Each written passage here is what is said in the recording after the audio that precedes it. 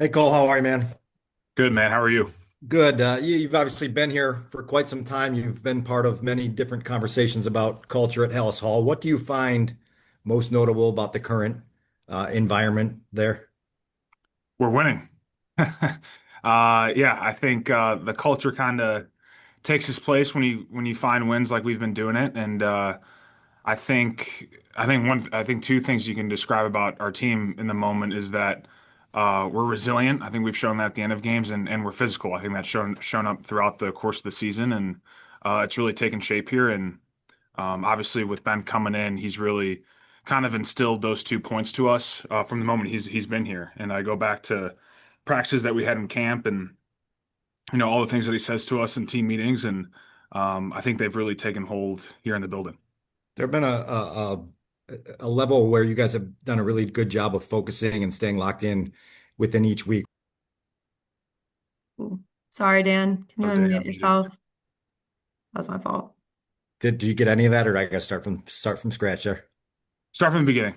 Okay, yeah, I was just saying you guys have shown an ability this season to kind of stay present and locked within each week. What brings that about in a team where there is a certain presence that allows you to focus on that day? Yeah, well, I think the way the coaches approach it, they're always on to the next thing, and obviously they acknowledge the good things that happen, but it's always about fixing the mistakes that we had in the previous game, win or loss. And I just think of today, and Ben's kind of addressing for us offensively, getting our pass game going, and that was kind of the little bit of the wink link here the past few weeks. And we know that that part of the game for us offensively needs to take a step forward if we want to be a legitimate threat here down the stretch. So it's always about improvement and focusing on that next step. And I think guys have really bought into that type of mindset each and every day. Sean? Hey Cole, I'm just wondering if you could take us through that moment in the post-game locker room when Ben rips off his shirt. Just what was that like for you guys? Yeah, that was bizarre. No, but it was cool. Obviously, he was pumped up and jacked about it, and hopefully, whatever hot dog, I think it was Wiener Circle that did it. Hopefully, they're providing a bunch of free hot dogs to everyone in Chicago. Pat? Yeah, it's tomorrow, Cole. Oh, great. Um, we've talked about Ben's intensity and about, Ben's directness. How have you seen that come up in regards to the Packers, given that this week, as you know, is a little different than all the other weeks? Yeah, I'm sure we'll get more into it as we get into game plan and stuff. Today was still kind of about us today, focusing on some things that we could improve on over the past few weeks after having these 2 days off. I'm sure the coaches kind of took a look at some things and address some of the issues that we need to fix going forward.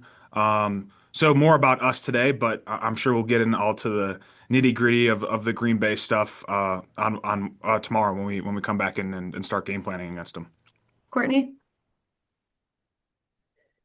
Hey Cole, when if you can go back to I guess January, when you hear Ben in his introductory press conference talk about the Packers and being in the division, but talking about the Packers and wanting to beat Matt LaFleur twice a year, like how did that comment strike you when he initially said it? I mean, obviously it gets you pumped up. I mean, that's the big rivalry here. Not only, in the NFC North, but also I think league wide. And, you look across sports in general, this is a huge rivalry and a game that means a lot to a lot of people. And I think Ben understood that coming in and taking the job. So, look, this is a game that I look forward to every year. This is one of my favorites. And especially, going up there, obviously have respect for the opponent, but, it's an honor to be part of this type of game, and looking forward to the 2 times we get to face them now down the stretch here, and both look like they're going to be very meaningful games for both teams going forward. Phil? Yeah, following that up, Cole, you faced the Packers 10 times in your career, winning the most recent one. What personally has this rivalry meant to you? Yeah, well, I think growing up here in Chicago, it's a game that obviously I watched year in and year out, and being in the area, you do get a lot of obviously Chicago fans, but also a lot of people who venture down from Wisconsin, and our Green Bay fans here in the Chicagoland area, and sparks a lot of family debate and a lot of spirited debate between those people. And look, my best friend who was in my wedding, he's a big Packers fan, and he still won't wear my damn jersey unless we're out of the country. He'll wear it out of the country. That's it.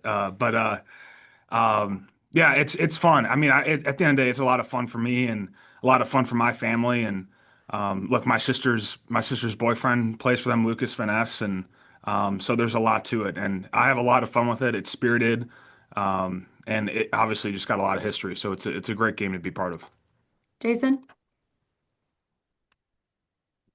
Cole, how do you look at all the work that you guys put into really being precise on the practice field over the last several months to go from where you were in training camp to where you were on Friday?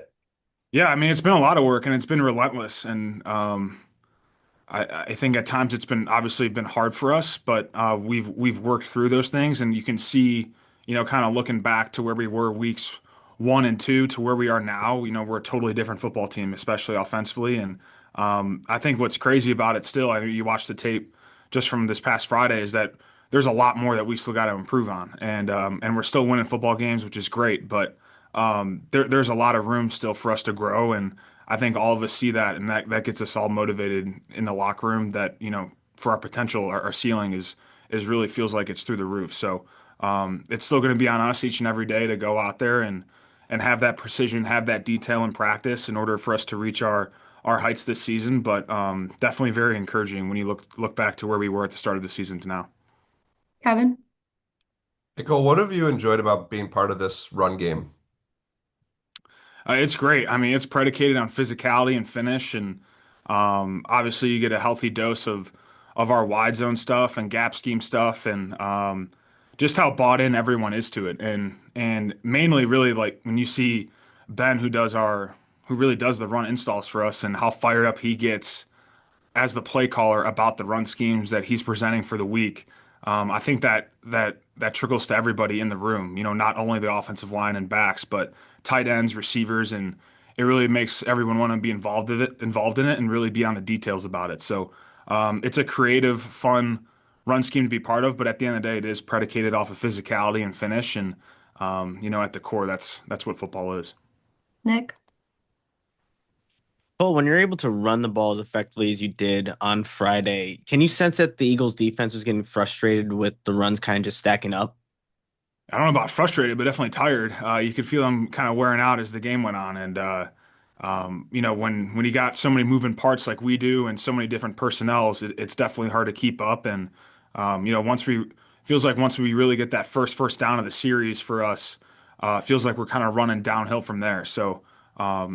Yeah, I mean, you could definitely feel them starting to get tired and worn out throughout the course of the game, and I know we ended up running like 80 something plays, I think, in the game. So definitely hard for those defenders to be out there for that long.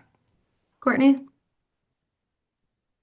Cole, I know that like Ben said with being the number 1 seed right now that it doesn't matter right now, but like in terms of the significance of how fast you guys got there to being in the top of your division, top seed right now in the NFC. Like, what is the significance of that given the journey you guys have been on from the start of the season till now?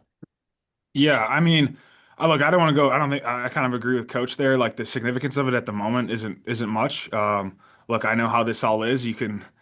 We're on the so-called mountaintop right now, but those things change quickly week to week, and I know we felt that after the Baltimore week, and you could feel that after the first 2 weeks of the season. Things change very quickly, and it's going to be on us to kind of stick to our process and all that stuff. But like I was saying earlier, to see kind of where we've gone as a team, and on my end specifically offensively from weeks 1 and 2 till now, is really cool to see, and see our identity kind of take shape, especially within the run game. So, and I think it looks like it's going to be another cold game here coming up in Green Bay. I think just how we like it, and I think our play style kind of matches that, and it'll be good for us as we travel here throughout the rest of the season.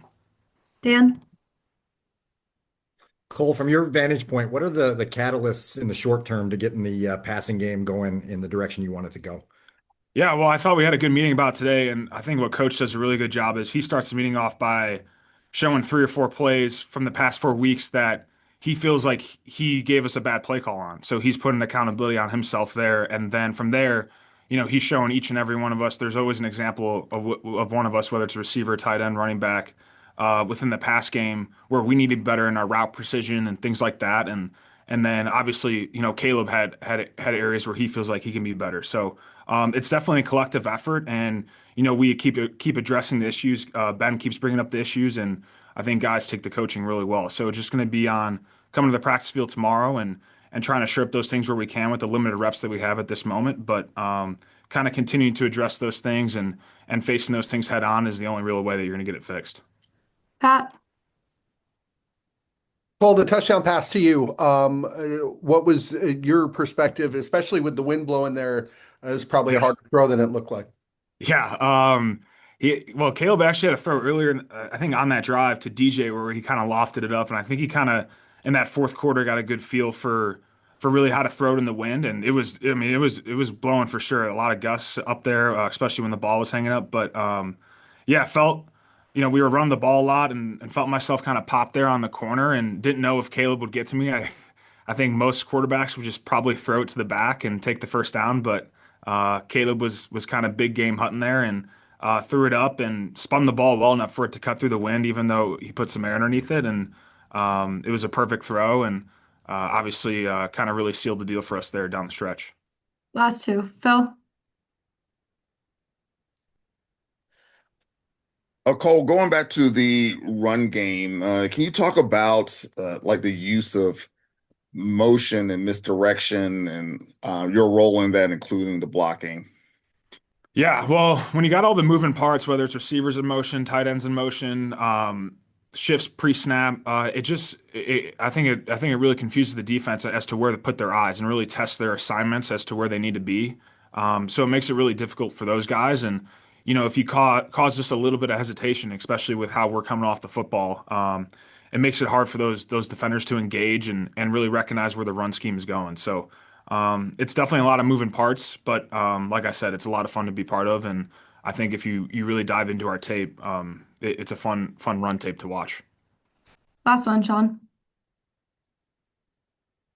Whoa. Cole, you kind of touched on it earlier, just talking about you have a lot of Bears fans in your life. I'm curious, when folks from outside the building ask you what it's like to play for Ben, what do you tell them? Well, it's been a lot of fun. He's obviously, you guys have seen the intensity at times, but I think what gets underrated is his emotion and his passion for all of us here in the building. And you can feel that every day. And anytime he's coaching you hard or addressing an issue that might be a little uncomfortable, you understand that it's coming from a good place. So, not only is obviously he's a great schemer and all those things, and all that stuff that people like to talk about, but at the end of the day, he's a true football coach and a guy who at the end of the day, it's all about physicality, finish, and he definitely maintains a lot of possession or a lot of passion towards us as players, and guys feel that every day. So it's been a lot of fun to play for him this year, and I know a lot of other guys would say the same. Austin, just want to ask you, well, a couple of things I want to ask you. Just with Jordan Love, he doesn't strike us as a particularly mobile quarterback, among some of the ones you would think of, but he doesn't take a lot of sacks. Do you have a sense of just like his pocket presence or what makes it difficult to take him down? Yeah, we haven't talked a whole bunch load of Green Bay just two yet, but just from last year, I know he's more he has the ability to be a more of a pocket passer than the other guys. So I'm just gonna continue to work the power on that left tackle and try to get to the quarterback all day. So. And then the other thing, just want to ask, with the Bears leading the conference, does that change your mindset about how you look at yourselves or, what are your thoughts on that generally? No, yeah, we had the same mindset since the beginning of the season. It's going to be a big game because it's the next game, but it's also Green Bay, and we always want to beat Green Bay. So, yeah, we have had the same mindset since the beginning of the season. Win the next game. Next game's the biggest game. So, Pat, Hey, Book, what would you want young players to know about playing the Packers and kind of what it means around here? oh, it means a whole lot. I mean, it means a whole lot from the very top to the very bottom, and that's going to be the focus all week this week, to beat Green Bay and um, lead off on another good note, just like last year. So. Courtney? On that note, when Ben said in his introductory press conference, he made the remark about taking, extra joy in being in the division so he could beat Matt LaFleur twice a year. How did that hit you as a player, like someone who plays for this organization? Yeah, we love that. I mean, and that's a head coach that we all love playing for, and he has a great mindset just like us, a killer mindset just like us, and that's something we respect, and we play even harder for a head coach like that. So. What's the significance now? I mean, or I guess let's go back to yesterday when like what did you see? How did you find out that guys were the number one seed after that Rams Panthers game? I mean, I don't really focus too much on that type of stuff. I kind of just try to improve what I can improve what the defense can improve, and also special teams. And we try to keep it in the building, and we know that just improving us, not making mistakes and whatnot, is going to win the game rather than focus on everything else outside of the facility. What do you think this defense needs to do to be able to help this team maintain that one seed over the Yeah, next? continue stopping the run. Um, but then after that, when it's third and long, we got to get to the quarterback and make as much commotion as we can in that pocket.